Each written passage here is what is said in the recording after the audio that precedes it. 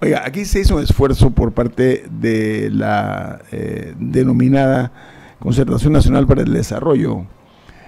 Fueron muchas horas, muchos días, muchas semanas, varios meses, de un grupo de panameños notables, todos muy respetables, en la búsqueda de una respuesta a una carta magna que ya data de la época de la dictadura, como se le denomina, y que ha sido objeto y sujeto pues del empleo de la misma o aplicación por parte de varios gobernantes en plena democracia.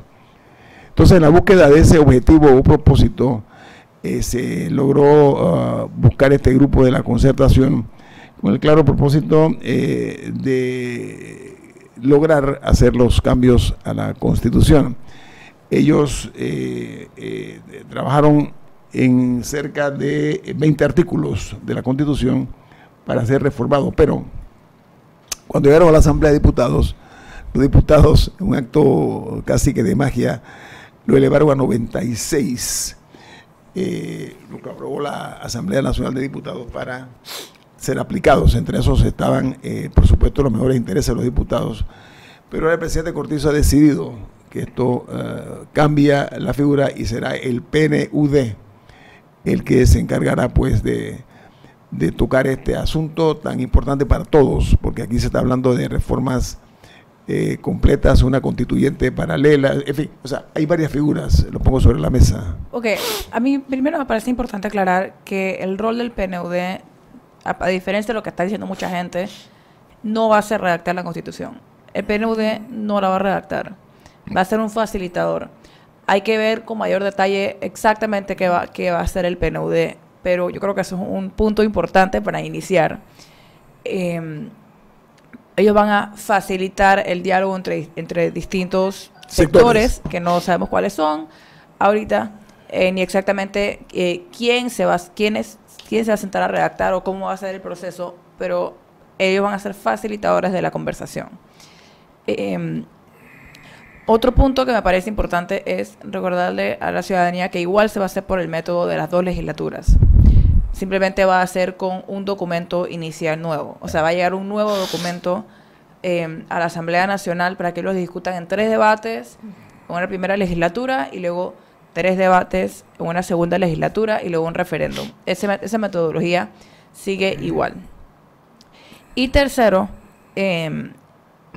que si se utiliza el plan, yo creo que esa parte del conflicto que va a tener el gobierno con estas reformas constitucionales que ha tenido y que va a seguir teniendo, y es que el presidente ha hablado de una reforma de los 3 órganos del Estado, pero cuando cuando eso llegó a la Asamblea y ellos hicieron el recorrido por distintas áreas del país, los cambios que la gente pedía eran otros. En otras áreas. Sí, había gente que pedía no la reelección o que eliminaran a los suplentes y cosas así. Suplentes diputados. Pero la gente estaba pidiendo cosas como agua, temas de tierra, necesidades básicas, etcétera. Y si uno se fija en la encuesta que hizo el CIEPS, lo que la gente más buscaba en una constitución es que esta defendiera a los pobres. Entonces hay un choque ahí de intereses y de intenciones distintas que yo creo que va a ser interesante ver cómo se desarrolla en estas nuevas discusiones. A ver, uno de los temas que se trataron en principio es el tema, por ejemplo, de la justicia, pero también lo que se llamaba las investigaciones cruzadas, que es un artilugio que se ha utilizado en las últimas décadas, en los últimos gobiernos, de que la Corte no investiga a la Asamblea no investiga a la Corte, o sea, el Ejecutivo no interviene en esto. Entonces, me circunscribo más que todo en el tema de la justicia de la Asamblea Nacional con el órgano legislativo, con el judicial, por ejemplo, de no investigarse o de investigarse mutuamente, y todos sabemos que eso termina 0-0 el partido, ¿no? Ese es uno de los puntos que estaban siendo llevados a cabo, pero que se hablaba de que fueran investigados por la Procuraduría General de la República. La idea es que no podrán juzgarse recíprocamente, eso es lo que se tocó en su debido momento, Pero, en efecto, Camila, el PNUD no es otra cosa, va a ser como un árbitro, vamos a ponerlo de esa manera. El PNUD no va a tener ningún tipo de injerencia directa ni va a decidir presentes ni futuros, que eso es importante destacarlo. O sea, no va a tener un rol protagónico, puede ser el término, sino que van a ser, como en efecto ya han hecho en otras ocasiones, que han participado ellos, mantener su marginalidad. Sí, o sea, como digo, falta ver mayores detalles sobre qué exactamente va a ser el PNUD y cuáles son exactamente las condiciones de esta nueva, de esta adición a la metodología anterior.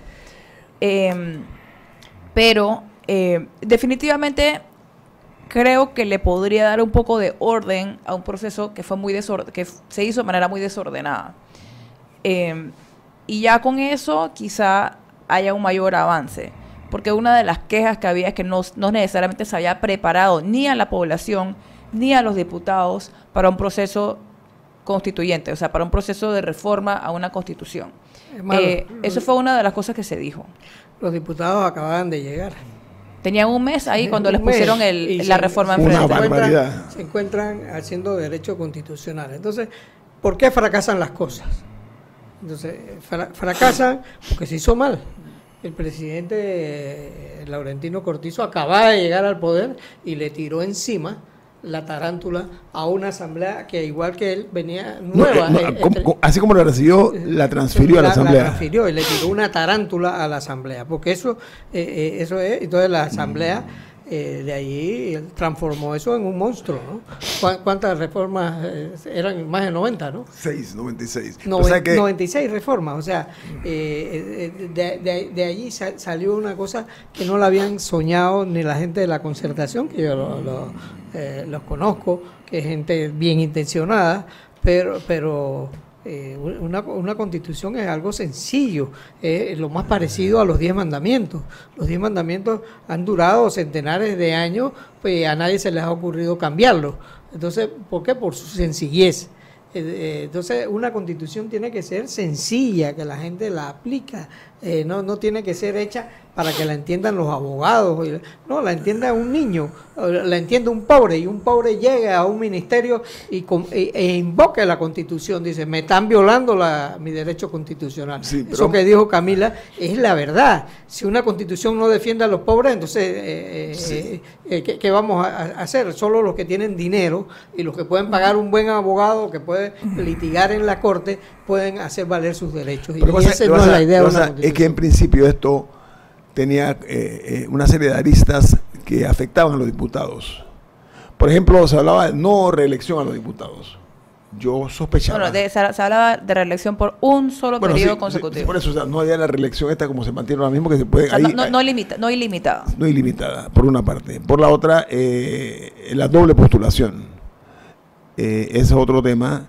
El hecho de que una buena persona se pueda postular para alcalde. Llegaron a postularse para 3 cargos. Sí. No, por eso. Se acababa en la propuesta original de la Concertación, estoy hablando.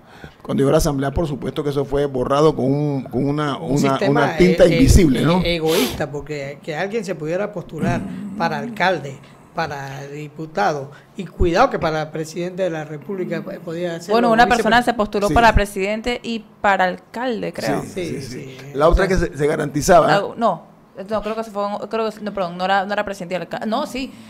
Saúl Méndez corrió para presidente y creo que para alcalde. Un desorden, pero ¿sabes qué? La otra, o diputado. Sí, la otra que yo creo que era interesante es que se destinaba el 6% del Producto Interno Bruto a la educación. O sea, no únicamente tenía un contenido político, sino que tocaba también otro tipo de temas. Sí, por ejemplo, también pedía que se le diera el 2% del presupuesto general del Estado al Ministerio Público y órganos judiciales. Así es. Entonces, y una cosa, Guillermo, y perdona que te interrumpa, que la Constitución es muy egoísta. La Constitución,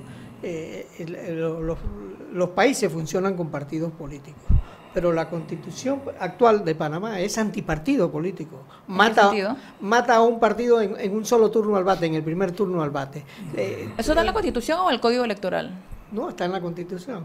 Okay. Entonces, ¿qué pasa? Que un partido se acaba de inscribir acaba de llegar. Pero, seguro que eso no es el código electoral, porque eso lo cambiaron hace un par de años, Bueno, porque antes era... pero en Panamá los partidos tienen un solo turno de debate y desaparecen. Ya el partido del Suntra, que tiene derecho de los trabajadores, tener un partido, desapareció, y los partidos desaparecen muy rápido. No, hay que dejarlos vivir, sobrevivir. ¿Por qué? Porque los partidos necesitan postular gente en todo el territorio nacional, y un partido se puede hacer sentir primero, regionalmente sí. y después va conquistando el cariño del país a nivel nacional, pero es muy difícil que en un solo turno logre la sobrevivencia, y eso es antipartido, una política antipartido. No queremos tener partidos. Hay otro tema también interesante, que era la creación del Tribunal Constitucional. También se habla allí. Es una barbaridad. Perdón. Bueno, yo no me decido. Yo no me decido, porque sí es verdad, cuando uno ve la realidad de la Corte Suprema actualmente, que tienen que, o sea, cada vez que alguien pone un habeas corpus o un amparo de garantías, porque un caso cualquiera lo tiene que llegar hasta la Corte Suprema, y un magistrado tiene que sentarse. O sea, yo sí creo algo se tiene que hacer. Yo no sé si el Tribunal Constitucional, yo no sé si más magistrados, yo no sé cuál es la respuesta, pero definitivamente lo que está ahorita no es sostenible. Pero veamos el ejemplo de Costa Rica. Costa Rica acaba de crear el Tribunal Constitucional. ¿Y cuál es el resultado? Que están desapareciendo los partidos políticos. O sea, que Costa Rica, una de las gracias que tenía era que su revolución fue hecha por partidos políticos, y tenía dos partidos tradicionales. Hoy en día los dos están al borde de desaparecer. Pero sí tiene que ver con el Tribunal Constitucional. Sí. Y después lo puedo explicar. No, pero yo estoy curiosa por saber. Sí. Esto, nada más para aportar sobre la justicia de Costa Rica.